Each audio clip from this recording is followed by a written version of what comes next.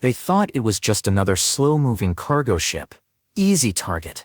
Valuable cargo, minimal resistance. The pirates had done this dozens of times before, but they'd never encountered a former Royal Marine who'd spent months studying their tactics, preparing defenses, and turning 800 feet of steel into a floating fortress.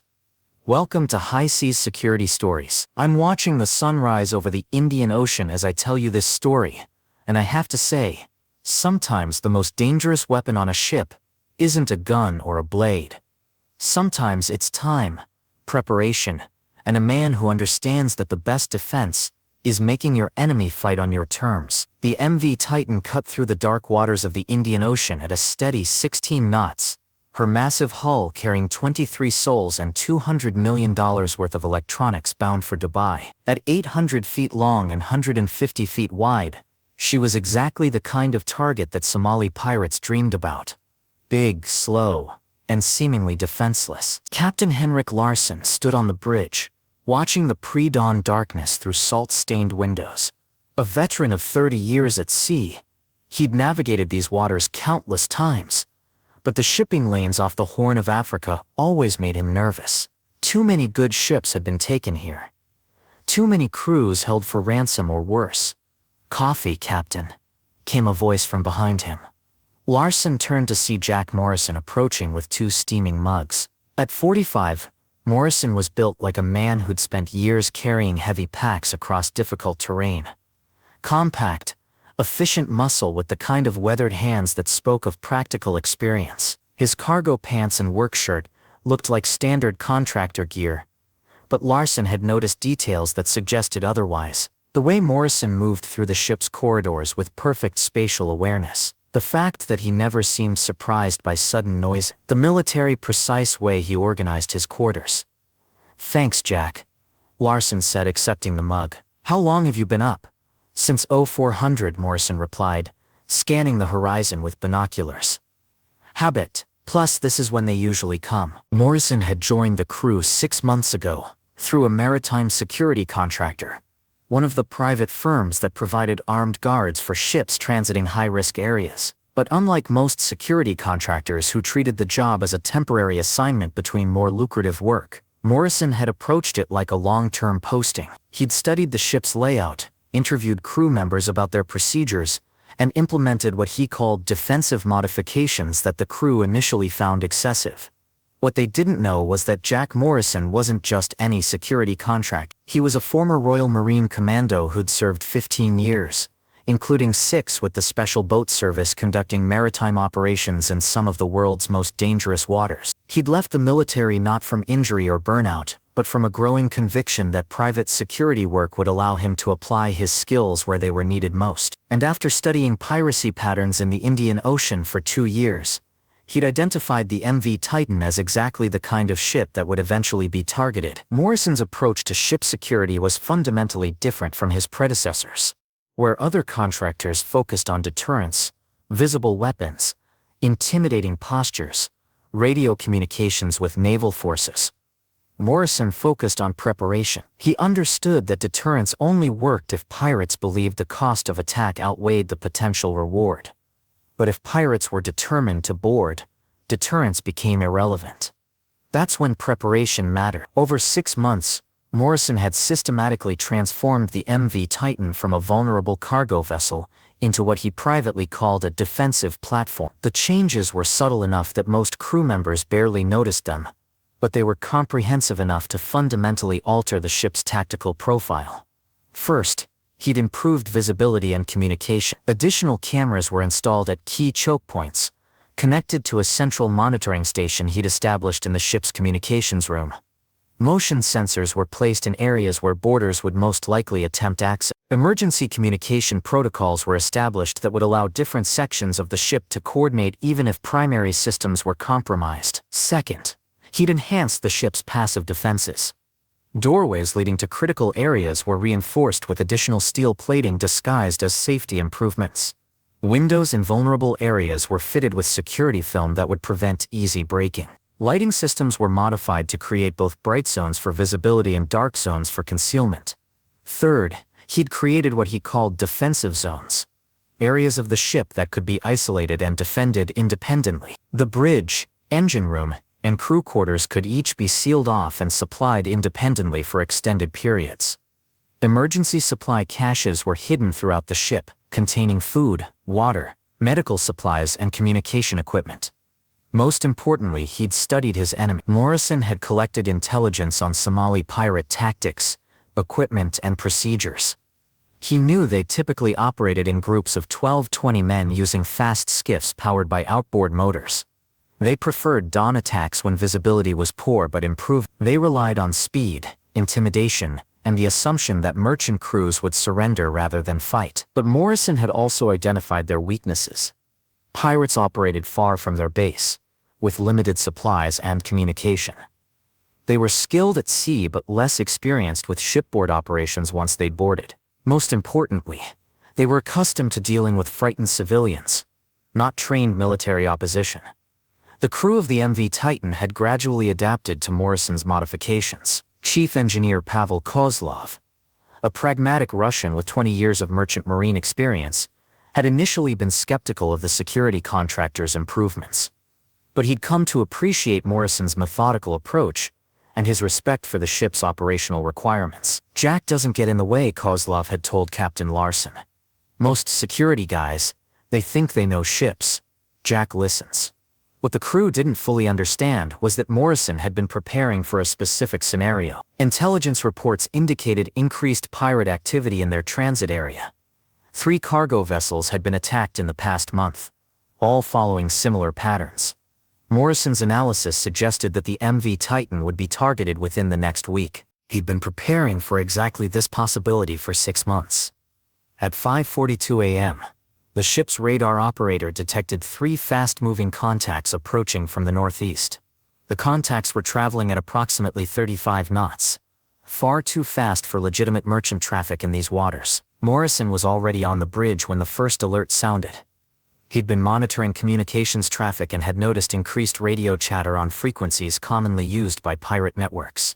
Combined with the radar contacts, the pattern was unmistakable. "Captain," Morrison said calmly, "we need to implement emergency protocols immediately. Those contacts are hostile." Larson looked at the radar display, watching 3 dots closing rapidly on their position. "How can you be certain?" "Speed, approach vector, and formation," Morrison replied, already moving to the ship's intercom system. "Plus, I've been monitoring their communications for the past hour. They're coordinating an attack." Morrison keyed the intercom, his voice carrying throughout the ship with calm authority. "All crew, this is Morrison. Implement Security Protocol Alpha immediately. This is not a drill. Report to designated positions and await further instruction." The response was immediate and coordinated, evidence of the emergency drills Morrison had conducted regularly over the past 6 months. The crew didn't panic, because they'd practiced this exact scenario dozens of times. Chief Engineer Kozlov secured the engine room, implementing lockdown procedures that would allow the ship to maintain power and propulsion even if other areas were compromised. The radio operator transmitted a distress signal while simultaneously activating hidden backup communication systems that Morrison had installed.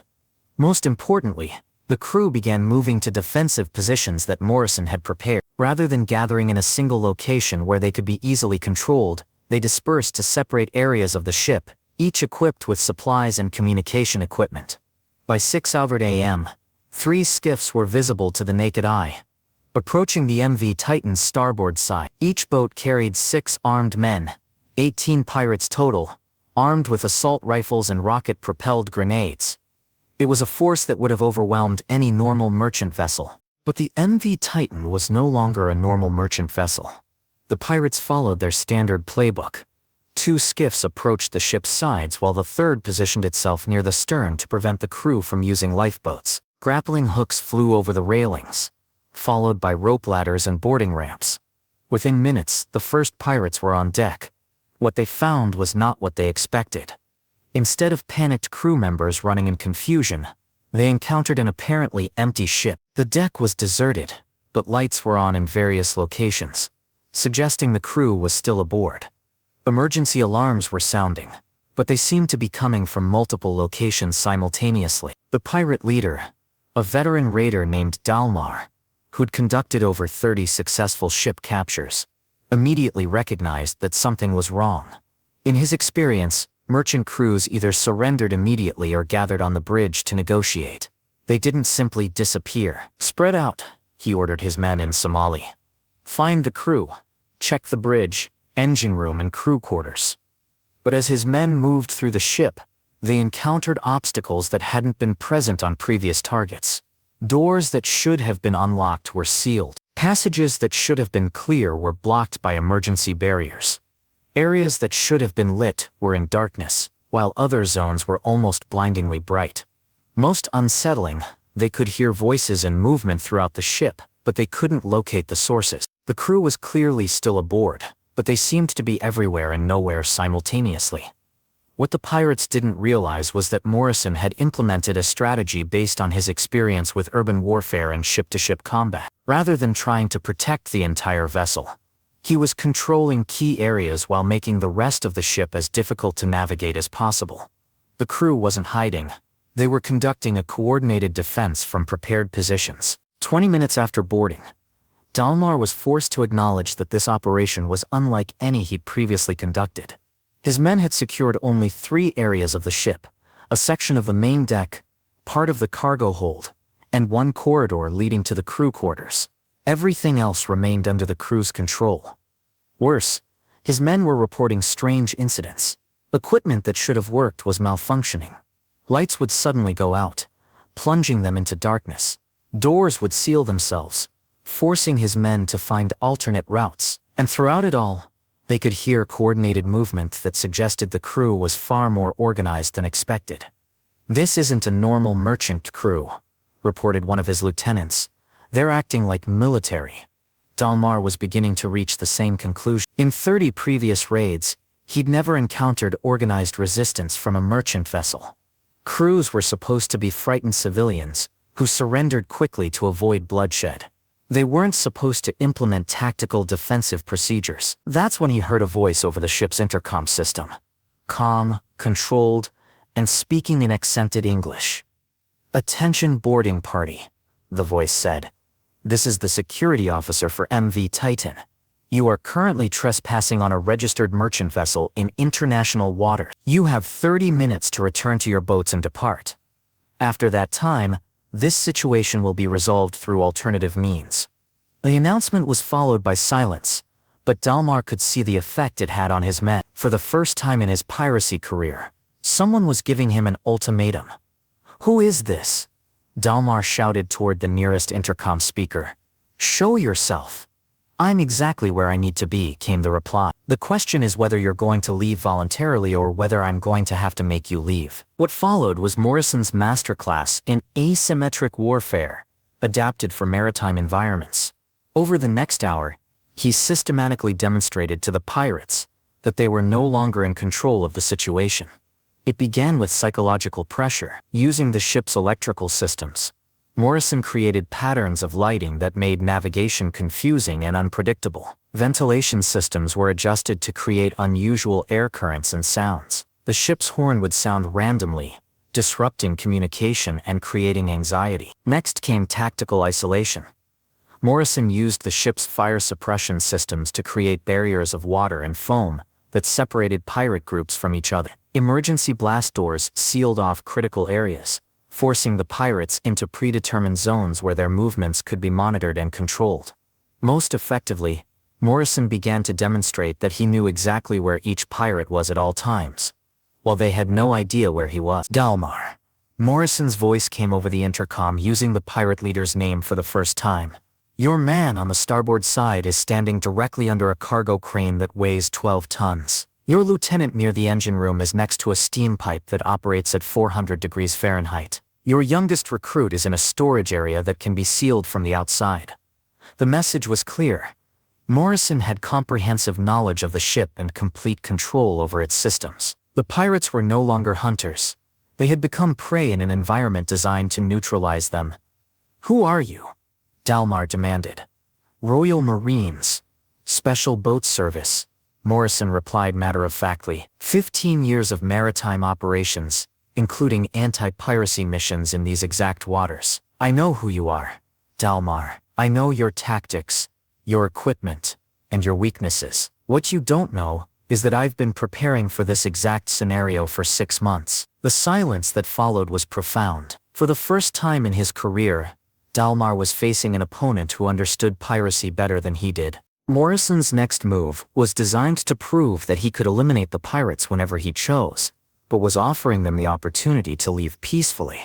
Using the ship's cargo handling equipment, he began to demonstrate his complete control over the vessel's environment. Cargo containers shifted position, creating new barriers and eliminating others. Cranes moved in coordinated patterns that herded pirates into specific areas. Loading equipment activated and deactivated in sequences that made clear someone was orchestrating every movement. But the most impressive demonstration came when Morrison used the ship's own systems to disable the pirates' skiffs. From his position on the ship, Morrison activated a cargo crane that lowered a container into the water near the 3 boats. The container had been modified with concealed charges that, when detonated underwater, created pressure waves that disabled the outboard motors without destroying the boats themselves. Your transportation is now non-functional, Morrison announced. You're 300 miles from the nearest land, on a ship controlled by someone who knows every inch of this vessel. Your only way home is if I allow it. The psychological impact was devastating. The pirates had gone from being predators to being completely dependent on their intended victim. What followed was not a surrender, but a professional negotiation between adversaries who now understood each other's capabilities. What do you want? Dalmar asked over the intercom. Simple, Morrison replied. You and your men return to your boats. I'll provide you with replacement motors and enough fuel to reach the nearest port.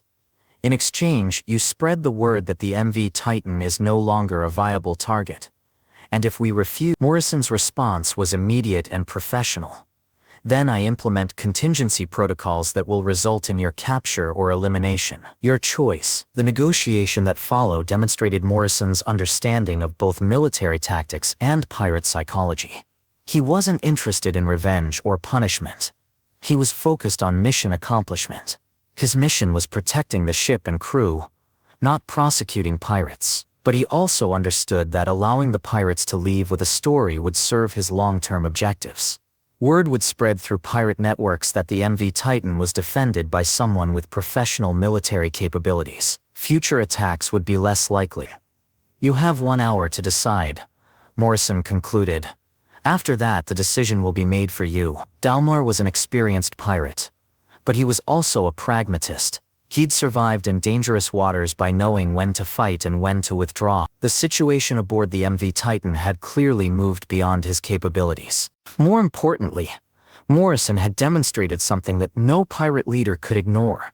He had complete control over the ship's environment and the ability to eliminate threats at will. The fact that he was offering safe passage rather than implementing those capabilities suggested professional military discipline rather than civilian fear. We accept your terms, Dalmar announced. What followed was a carefully orchestrated withdrawal. Morrison provided replacement outboard motors from the ship's emergency supplies, along with fuel, water, and basic navigation equipment. The pirates were escorted to their boats and allowed to depart under Morrison's supervision. As the skiffs disappeared into the morning haze, Captain Larson joined Morrison on the bridge. I still don't understand how you did that, Larson said.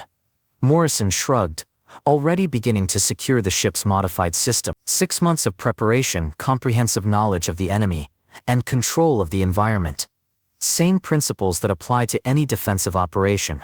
But they had 18 armed men, and I had 800 feet of steel, complete knowledge of every system aboard, and 6 months to prepare the battlefield. Morrison replied. Numbers don't matter if you control the terms of engagement. Word of the MV Titan incident spread rapidly through both maritime security and pirate networks. For security contractors, it became a case study in preparation and environmental control. For pirates, it became a cautionary tale about assuming that all merchant vessels were easy targets.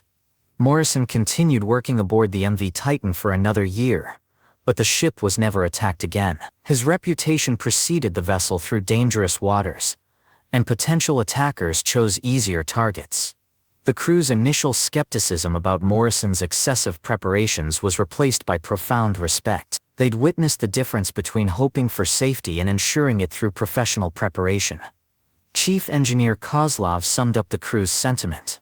Jack didn't just protect the ship, he changed what it means to be a merchant vessel in dangerous waters. 6 months later, Morrison established his own maritime security firm, specializing in comprehensive vessel defense systems. His approach, extended preparation rather than reactive response, became the industry standard for high-risk transits. But for those who served aboard the MV Titan during that dawn attack in the Indian Ocean, the lesson was simpler.